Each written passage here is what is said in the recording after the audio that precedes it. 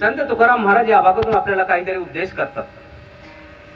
आपण जीवन जगत असताना आपण कशासाठी जीवन जगतोय, आपण आलो कशासाठी, जीवन जगतो कशासाठी, यावर आपल्याला छोटासा आपल्याला महाराजांनी उपदेश केलेला आहे. आजची या कीर्तनाप्रसंगी आज आमच्या बाबाला जाऊन